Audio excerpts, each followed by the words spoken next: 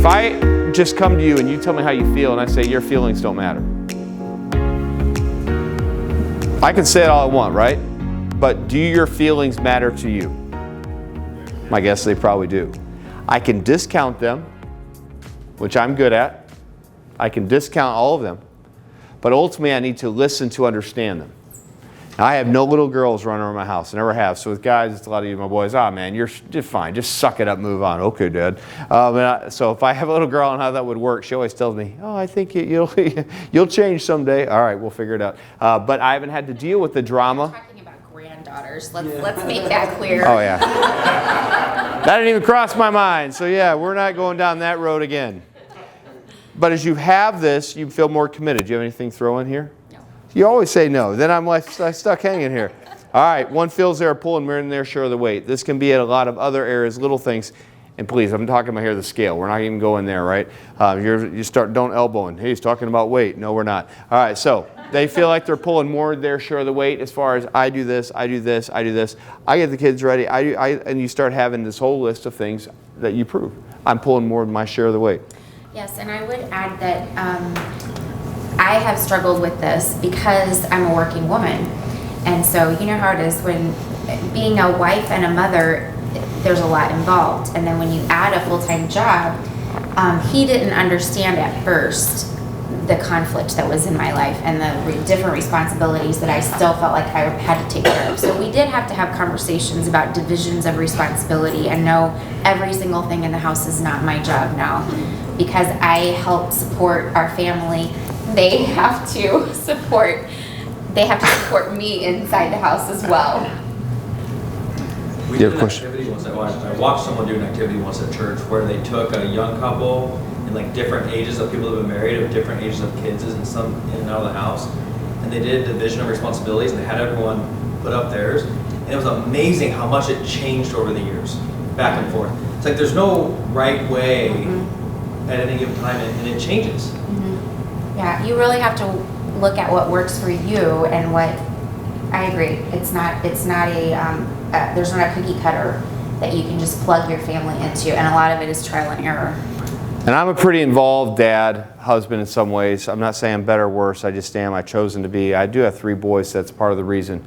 But I don't know if any of the other guys you relate. Maybe if you're a mom. My wife can be very hard on herself because she does work, and we are busy. But I always tell her, how many other moms are at every single one of their kids' games? How many of them bring drinks and treats for the entire team? I mean, since they're like the little T-ball, they all want to be on my team. Because I'm a great coach? No, because she brought good, cool things for them, right? You have this. And now in high school, we're doing all these things. It's protein bars, it's these drinks, it's the BCAAs, it's the amino, it's all these things that she's bringing. And I said, how many of these moms that don't work, where are they at? They're not helping. So I said, I'm not picking on them, but I'm magnifying you. You're doing both. I don't have to come home, my house is going to be clean. Things are going to be done. So sometimes we are too hard on ourselves as well. We set the bar ridiculously high that it's unattainable. And you create a burden on your own shoulders that's ridiculous. And she does that to herself. And if you ask my kids about mom, they're going to brag ridiculously on mom. So I tell her all the time, just ask them. So sometimes pulling your share of the weight can be a self-imposed burden. And you're just putting weight on your back and you're just killing yourself. Sometimes I'm like, hey, lighten up. She'll come late to a game. I can't believe I was coming. I had to get this done. I'm like, hey, it's fine. It's no big deal. It's fine. She was late the other day. I'm like, don't worry, Joey just scored 2 goals in the first 5 minutes of the game. Don't worry about it. But as you have this right here, it can be a point of contention. Because you're going to start, if she starts wearing down, she's going to explode one day on me, right? And if I start doing that, I'm going to explode. And it's going to come out of nowhere. This could be where if one of the 2 of you, they call it carrying the rock, or there's different terminology. But if I keep asking her to do more and more, and she keeps taking more of the load, this is where you have a guy come home devastated to my house, and he'll sit there and cry and say, I had no idea what's going to happen. She's gone. Went home, the house is gone. She's gone. She snapped. This is what's going on. What happened? She couldn't carry the rock any longer. I've seen women say their husbands couldn't carry that burden any longer. It absolutely has to be 2 of you talking and pulling the weight together. It is a partnership, like we said this morning. It's not one or the other, it's both. It's that committed partnership. Let's move on to the third one. Annoyance with your partner's overuse of technology, phones, social media, distraction, and work. I put in, I should not have. I'll get to that later. But I don't know if any of you mind this. There's a person right now, every time they'll ask me a question, and as I start answering them, they ask me the question. They'll get their phone out and start working on it. Does that annoy anybody but me? Am I the only one? I would say, hey, if you're, you didn't have to come ask me the question, right? If you want it to sit there, oh yeah, and then when they said, yeah, I got you, and then you see something that captures, what was that? You're like, you haven't listened to one thing I said. Now my kids do that to me, guess what I do? Yeah, right? You're not letting that happen. I understand, but we shouldn't do that to each other. But this can absolutely be the problem. Some people are, it could be a whole sort of things. It could be TV, zone out, you never listen to one thing they say. It could absolutely be a social media, it could be a phone, it could be any sort of technology. It could be all sorts of things. We had one marriage fall apart because the lady was obsessed with romance novels. She stayed up till 3 and 4 in the morning reading romance novels and then not get up in the morning and get her kids to school. And the husband was working third shift. He'd come home and they're like, she's still in bed. The kids are just running around. They're supposed to be in school. And ultimately, she kind of went wacky a little bit. She just wouldn't stop reading these books every night. Killed her marriage. She finally left and took the kids. She didn't even go after the kids. It was just weird. Now, I don't understand that, but we all have our little problems. And this can be a point of contention in a relationship. What's interesting about phones and social media and stuff is that the big companies like Apple realize that it's a problem. So then they implement screen time and things like that. So now there's this big movement, share your screen time, so then other people can tell you oh wow, you spent 12 hours on social media last week or something like that. So even though that might cost them a lot of money, they still want to help fix the problem that they created. Yeah. Yeah. How many people might think Mike testifying right there? I'm just kidding. All right, but no, it's absolutely. There's a big problem that we have. This is another, and this is a big source of contention. Gary and Susan hit on one of their talks here is money. Have anyone in here ever had an argument about money? All right, probably so, because you see it. It could be a saver spender. It could be 2 different degrees of saying, hey, how risky do we want to go with our money? It can just be money pressure of committing to each other. We know a couple right now that's putting tremendous financial pressure on themselves because they're trying to live to a certain level, a certain standard. It's putting tremendous pressure in their decision making, on their family. As you see that just starting to create cracks in their foundation of the relationship. Money is a huge problem. And money can be a huge point of strife. So you have to respect the other person's thoughts on money. And if you don't, it's going to absolutely just blow a marriage apart. And if you I'm lucky, she's not a person that's going to go out ever. She's never had a purchase that I've looked at and said, what are you doing to us? Never. She's pretty frugal and all this. She has a few more shoes than she should have, but don't ask me how many I have. I was just kidding. But I have to sometimes go out and help her make her do that stuff because she can be too hard. But before you have a big purchase, ask. And I know it's impulsive, all those things, but before we're going to do it, it's different if you're making an investment. But if you're just going to go out and make some huge purchase, just ask. Get permission. Say, I don't hate permission, it's my money. It's just a good principle to have. It really is. If people think we're so weird, I'll start buying something and say, hey, hold on, I want to call my wife. Why? So I'm just going to do that. I said I do it for all the purchases. She doesn't do that, does she? I'm like, yeah, she does. And they think they're the weirdest person ever. He's like calling to get permission. I'm like, yeah, you can say what you want, but I'm going to go home to a happier wife. Do you have something to throw on here? I think that sometimes it sneaks up on you if you grew up in different economic backgrounds and you don't realize what a big deal it is to not have grown up with that same amount of money or that same viewpoint of money. She grew up in would have been in a pretty poor household in some ways. She's the oldest of 8 kids and her family struggled. And as much as that was tough on her, it was in some ways good for me, right? Because she had lower expectations. And so if you come to someone that has really high expectations, they just got to come back to earth. So if you're working hard, because if you live too high all the time, you never really get to save, you never really get to give back, you never get to frugal. So it's a tough balance. And I'm not telling you right now how to spend your money. That's not the goal here. The goal is to have open lines of communication and agree on money. If you cannot agree on money, you will grow apart in your relationship. Gary's joking about intimacy in a relationship, but man, if you want to start straining intimacy, then start arguing about some of these things, let money pressures come in. We'll see how far that gets you in the bedroom. It's going to cause major problems that you have. Next, viewing work as competition for affection. When you agreed to marry that person, you never thought this would be a problem. You want to spend your life with that person. Yet we find sometimes ourselves drifting back to validating ourselves through our work, through our efforts, through our success, and we find ourselves neglecting our home or our family. We can get bored with our wife. Gary was talking a little bit about someone pursuing, and I do like to pursue my wife. He likes to pursue his, and we're going to find different ways to keep pursuing. But what you're going to find right here, if you feel like you got your wife and you guys are bored with each other and not finding anything else, you're going to become so bored, you're going to become distracted, and you're not going to be pursuing your wife anymore, and work is going to be a competition, or whatever it may be. You're going to find different things, which kind of leads me to the next one. She want to say something there. Next one, again, this is a very broad topic, addictions. And I understand addictions right now, our minds would go like to a drug addiction. And you've probably known people that have that. That's not really what I'm hitting right now. If you have that problem, obviously it's a big one. But a lot of times with addictions, what initially attracts you eventually attacks you. What you find yourself initially liking about that can actually kill your whole desire and attack you at the end. If you find yourself saying, man, I want this, I want this, I want this, eventually saying, I hate it, I hate it, I hate it.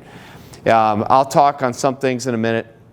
You may or may not view as distractions or addictions, but I'll tell you, a lot of it, what I'm going to do is just from my personal experience working with couples and counseling people. That's exactly where they're coming from, so you don't have to necessarily agree with me. It's just my personal experience. Are you deciding what is best, and if it's healthy, to spend time doing that activity? Are you saying this is the best use of my time, this is the best one I have, or do you find yourself sneaking around? We are so weird as human beings. My wife at Christmas time will make, she calls it Christmas candy, but it's fudge, it's peanut butter balls, it's turtles. She makes like 8. And I tell her every year, don't make it this year. No, I enjoy making it. Okay, then make it and get rid of it. Get it out of our house. Because it sits around the house, what do I want to do? Eat it. Yeah, I want to eat it. You know what's really silly about me? She made it, and she gets pleasure out of me enjoying it, right? So if this is really good, right? Here's what I find myself doing this year, because I'm sitting there trying to eat healthy. I would sit there and grab a turtle. Her turtles are unbelievable. So I would eat a turtle, and I'd hear someone coming and shove it in my mouth and try to eat it really fast. Then I'm like, this is like my house. This is like a guilty pleasure. My wife made this for me. I'm like telling myself. But my kids are coming. My younger two are ridiculous. Right now with sports, they're not eating any sugar. They chart every single food they eat. They're ridiculous. They really are. Huh? Especially with technology and kids Yes. sports. Oh. They can really keep track of it. Yeah, when they eat protein, when they can drink, it's ridiculous. Okay. So they make me feel guilty. They just give me that look of disgust. Dad, I feel like, I know. So I'm eating this, and then I thought, I have a problem. And you know what's weird? I felt like I want to throw them away. I want to get these out. I should throw it away. Now this is over a piece of candy. So is there another area in our life, though, that if someone caught you or looked in or found you doing it, you would find you were embarrassed about it? You might consider if that's a problem. You might consider, is this something I should be doing? If my kids walked in, if my spouse walked in, my partner walked in and saw me doing, I would be embarrassed, I would be ashamed. I wouldn't want people to know about this. Then you better reflect, is this becoming something that attracted you initially and now is attacking you? Is it becoming what would be classified as an addiction? Just a few things, and again, this is from my experience. Alcohol can absolutely be addiction. You've probably seen people who struggle with alcohol, and they cannot anymore decide what they should do or shouldn't do about it. Now, I have my own stand. I've counseled so many times. I'm an abstinence, total abstinence. I don't want any. But I've never had a guy and lady come to me and sit down and tell me, man, our marriage was horrible. Everything was falling apart. Then we started drinking hard. Now we're doing amazing. I just never have had it. It's always the opposite. So from my personal experience, this is what I have. But is it a problem? Are you struggling with this? Is this becoming something that's controlling your life? Is this becoming the priority over everything else in your life. As silly as it may sound, I'm not a guy, and probably most of you in here are not, but video games. Man, I talk to people, and even kids, this is like a huge problem. I mean, really, they'll stay up to 3 or 4 in the morning, and it dominates their life. They want to move up the leaderboard. And again, no one in here may struggle with that, but I'm starting to be surprised that I'm dealing with adults. This is their problem. Video games is their problem. Then you look next, what's social media? I guess you got pelicans right outside the window, they're taking pictures. Yeah. Yeah. Next thing I want to add, I want to write pelicans in there. No, I'm just kidding. Social media can be a problem. People create this persona, they create this identity on social media that's totally not realistic, it's totally not them, but that's what they want to do, it's what they want to be. It become an addiction. This is where, you have that perfect picture on vacation, and all the kids are like, Mom, this is where you were yelling at everybody to be smiling and happy. So the memory behind that perfect family photo is Mom being a real crabby person, right? You have that. But they created the perfect family that you have. Is that becoming an addiction to have that? Travel can become an addiction. Not because travel's wrong. Travel's not wrong. But if travel deprioritizes everything that you would say is truly important in your life, and you had a week to live, where would you put the priorities? You have to understand. I feel most of you being here is making this a good priority. What's that? Uh-oh, did I say something wrong? No, we're laughing about the things. Oh, the other things that I have? What's that? I would travel if I had a week. You would travel? All right. He disagrees with me, so there we go. Exercise. There's people that can come, and some of you right now, that ain't my problem. I understand that. I've seen this become a problem where people obsess over us too much over this. They have, okay, this is ridiculous. I hate to use my kids, but my middle son is very, very disciplined. And he just had a problem with his knee. I mentioned that before. The doctor, clean MRI, came back. He goes, you're overtraining. You have to rest sometimes. And I'm like, dude, rest. And so I came home the other night. He had just gotten from soccer practice, I believe. Maybe it was a game. I don't know. I pull in. He's out in the driveway, and he's practicing doing his jump program, and he's trying to dunk a basketball, do this. And he's like, dude, what are you doing? You just got home. He goes, oh, it was a game. He's like, well, Dad, I didn't play the entire game because we were ahead. So I'm like, the doctor just told you. You worked out this morning. You played a soccer game. Now you're out practicing dunking. I mean, you got to understand. But that can become an addiction for people that you have. It can be overly used. Work, we already mentioned, it can be. Porn can be a big addiction. Now, I understand you all have your own stance here, but I'll tell you that I've never, ever had a lady come to me and says, you know why I feel special? Because my husband, he likes to look at other women to get gratified. And that makes me feel so loved and appreciated, and I feel so attractive to him. I've never had a lady tell me that.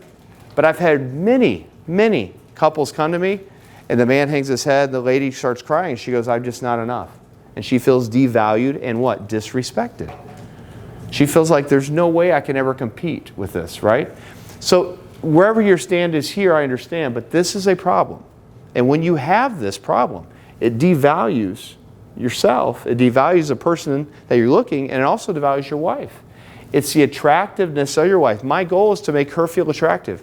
If my wife feels unattractive, a lot of times that's my fault. Because I need to make her feel attractive. She should be.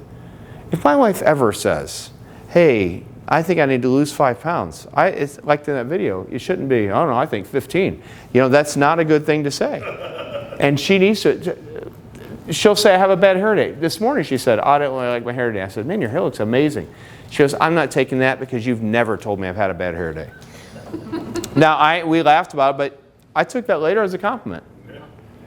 Because I want her to feel like she doesn't have a bad hair day when I look at her. That's up to me. I chose her. How stupid am I if I chose her and then I tell her she's not enough? So as you can deal with these can be addictions that absolutely can just rock a marriage, just devastate a marriage, just obliterate a marriage. I've put golf in there because that was a few years ago. It was all your fault. But I never ever played golf, and I just threw it on there. And I'm a competitive person. And this is so ridiculous, right? I was getting ready to do the Vardon golf grip. As soon as I did, I was just talking about golf. But I remember she got me clubs and she bought me golf lessons with a pro before I ever played. So I went and played with a pro. Now I'll tell you one thing that she did was embarrassing. She bought me used golf clubs first, and for my first one, yes. I didn't want to argue about money. I know. And I didn't ask you about the big purchase. Hey, I'll brag on you.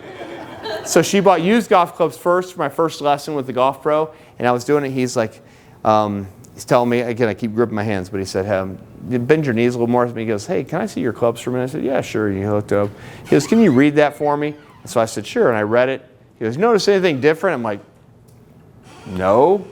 He's like, that's a lady's name. I'm like, cool, you know? He's like, no, that means they're ladies' clubs. So I'm like, so then I'm like all embarrassed, like trying to hide my clubs and that. But she went and bought me brand new custom Titleist irons the very next week and took care of me. She did an amazing job. Yes, I know. But I found that I was spending too much time and money. Golf. It was a distraction. I'm a dad. I'm a husband. First. Golf, here. I haven't played golf in years. I haven't even gripped my clubs in years. If I did, I may go play. But I do. I loved it. And I had a good time. But you know what? It's a distraction. It was becoming an addiction, so I put it aside. Is there anything that's becoming the priority in your relationship? It may or may not be a bad thing, but it is a distraction. It's becoming an addiction. Are you willing to ask your partner if you're near the line or over the line in any area? Ask them, is there any area you feel like I'm maybe close to being an addiction? Is there anything that's a distraction to us, to our family that we have? I hit this earlier, I'll go quick. Transparency and accountability with your partner are absolutely crucial. Crucial. And I keep hitting it, and you're going to get tired of it. I get tired of it, but it's absolutely necessary for a relationship. Next, number 7, as we cover, children. Man, this can be a tough one. How to discipline the children, how to take care of the children, who gets up with the children, how much money to spend on the children, what activities should the children do. This can be a pretty tough point of contention in any marriage. You can argue before you have children. I've done this the right way, I've done it the wrong way. One way I can tell you right now, it's kind of a vulnerable thing. When she came and found me at work and told me she was expecting our 3rd child, and we agreed we're only having 2. I did not handle it right. I was so devastated. I was just like, okay. All right. Are you sure? I think, were you crying? Yes. She was crying. And I don't cry very It's not like you much. had a part in it, right? I have a party. No, thankfully I did have a part in that, all right? All right. But I was just devastated, and she was too. And I came to her later, but I was just, when you think you have all of a sudden, and I know you should have been overjoyed, I should have been. And right now, if you told me you have to remove your 3rd son from your world, from your life, I'd be devastated, right? Because he's part of us. I wouldn't trade him for anything. But at that moment, it was tough. Because children are a lot of work. How many of you thought children was going to be something, and now you've had them, and now you have a total different opinion? That would be me. All right. Remember the first time? I remember bringing our son home for the first time. The first time I held my son, it was amazing. You bond like this. You're like, man, being his dad is cool. You have this. And we came home, and we let him, he's going to sleep in our room like every night. We'll just coo and cry. That first night. Put him down there. We did all this. I'm like, hey, what's wrong with him? Why is he crying? We tried everything. I don't know. So I'm like walking around with him. Finally, I'm like, do you want me to go stick him like way out in the other room or something? Because we didn't know what to do. Then you wear down, and night after night of that crying and crying. Anybody else ever you want me to just start testifying right now and vent? And not knowing what to handle that. That causes problems. It'll cause a great amount of contention. We have 3 boys. Again, you have to have discipline on the kids, right? How firm are you going to be? How are you going to handle money with the kids? Are you going to give them everything they want? You're going to give them nothing you want? You're going to say they can get some stuff, or you're not? Where are you going to spend the money for them? Can they play in a lot of sports? Parents, they're not going to play any sports. They're going to play. They're going to play a music instrument. They're not going to play. They're going to be involved in everything. They're going to be home this many days a week. We've had to referee so many of these arguments and fights. And if you're not ready, if you don't have children yet, it's a good time to look and start formulating in your head and with your partner, what are we going to do with our kids? Because ultimately, it's a big deal. It's a huge point of contention. Our past contention. Our past baggage can dictate our current perspective and how we feel.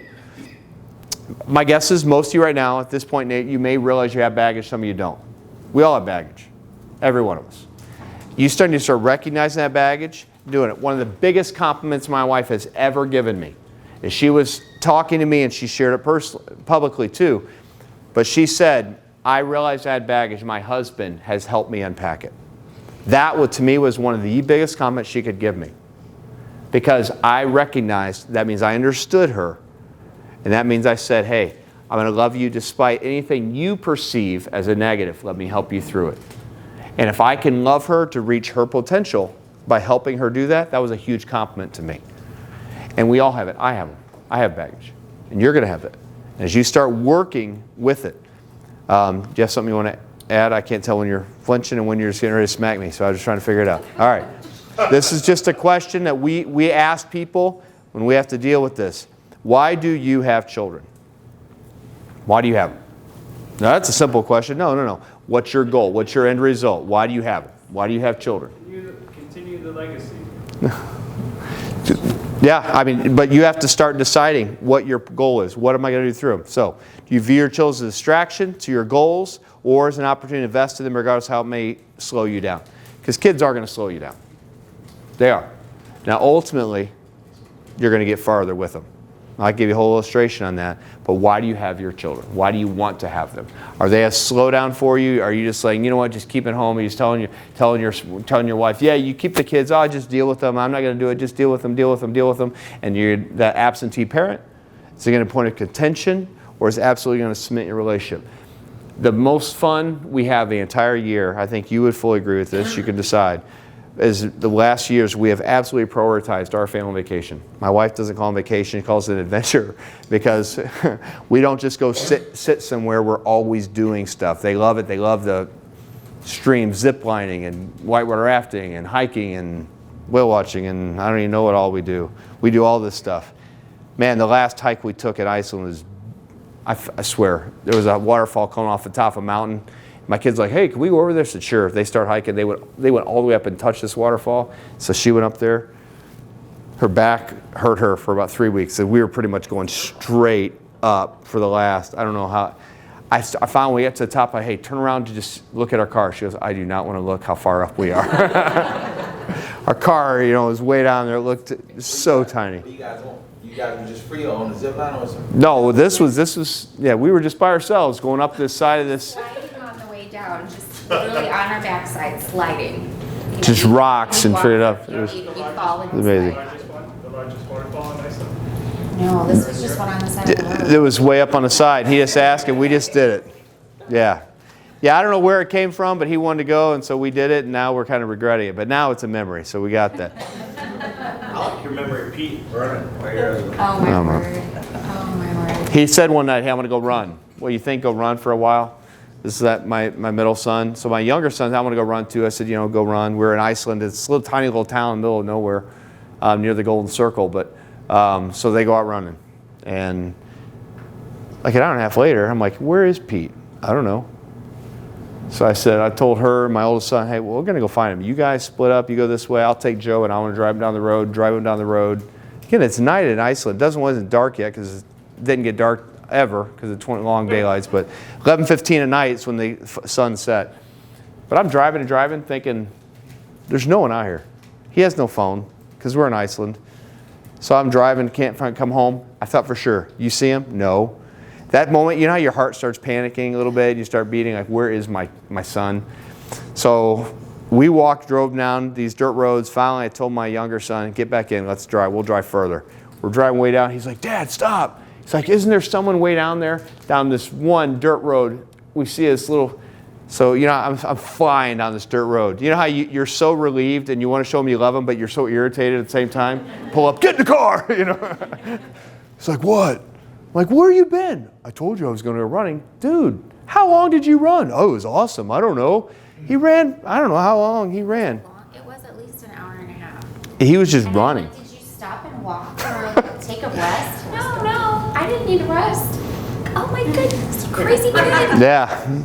See, but they That have, was cause for a discussion of how are we going to handle this, because he was like, I'm going to kill him, and I was like, well, we need to make sure he knows we're glad he's back. I'm so glad he's back, I'm going to kill him. All right, so, no, we had to sit and talk with him and explain to him, though, too. You are accountable at some point. You got to communicate with us.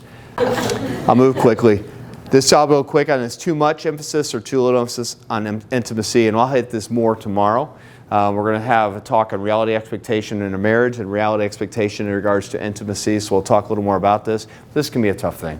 You're going to get mad, you get frustrated, you get irritable, maybe because you feel like all he ever wants is sex, and the guy's like, no, she never wants to have sex, and you have this whole problem, and it starts, and it's amazing. We talk to most couples in the counseling.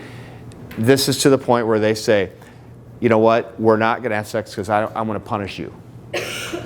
Wow. And once you start having that, and many times an unfaithful infidelity, unfaithful relationship is not really what kills a marriage, it's a sign of a bad marriage. So if you have a good marriage, it's really the best way to safeguard that happening. It doesn't mean a mistake or some stupid decision cannot happen. But as you have this, you got to understand you can have too much or too little emphasis on it. And the last one is just different moral or religious views. We've had to counsel this a lot. People are totally different in their mindsets of how they want to. Do you want to go to church? Do you not? Do you want God super involved in your life? Do you not? Do you want someone to make it a priority or not? And we see this all the time, different moral views. Are we going to go out partying and hanging all the time or are we not? You have all these different things, all these different points of contention. People absolutely start arguing, fighting. And if you right now are deciding we're going to do this is a big point of contention, because if you have to agree. Because if you don't, it's going to be a huge point of contention. We deal with it with other people as we work with them. You're going to have to do the same. Yeah, and this also, if you don't agree on your moral and your spiritual views, that will create more arguments with your children, because the children will be extremely confused if mom believes one way and dad believes another. You have to agree on these things. And the kids, I'm telling you, man, they are masters. I don't know if they always understand how much they can manipulate, but they are good. They're good at causing more strife and conflict. And many times, you may not explode in front of them, but she'll take me aside. Oh, are you sure we should do that to them? Yeah, I'm sure. Or I'll say, are you sure? Are you too hard on them? Don't you think we should do this for them? And you'll start arguing about the kids when the kids aren't there. And then you'll start showing favoritism to the kids. Then you'll start prioritizing the kids over her. Because before I had the kids, who did I have? Her. I chose her. The kids are given to me, right? And I love the kids, right? But I have to stay connected to her. I was talking to someone a little bit ago where our kids were young, 2, 4, 6, somewhere in that range. And we felt we were drifting emotionally, just not connected. We're busy, little kids. And we went away for 8 days to a beach resort, just the two of us. We stayed at a resort. She likes the culinaries where it's, long meals, couple hours. And I remember at that first meal, we had no kids. We were just sitting there, high end. We're sitting there talking back and forth. We didn't have much to talk about. We were disconnected. And we felt awkward. It wasn't we were being mean. We're just like, man, what do we do? About the 5th day, we were like, do we even have kids? We were like loving being together again. And we were talking and interacting and just sharing life together. And we tried to do that periodically. Because what we are a little fearful of and trying to prepare for is, again, our youngest is 16. A few years when he's gone, I have her. And I've got to stay connected to her. And that takes work. When you have kids, it takes work. So if any of these areas that I mentioned are something you've been struggling with or fighting about or having a bunch of friction, you've got to sit and talk where you're not contentious. Don't let your ego and pride be the main thing. Be the destination and the agreement that you're going to. When you do that, you can resolve the issues. You may not always agree, but you can absolutely resolve the issues. I think I've got to stop and move on. Gary, what's the...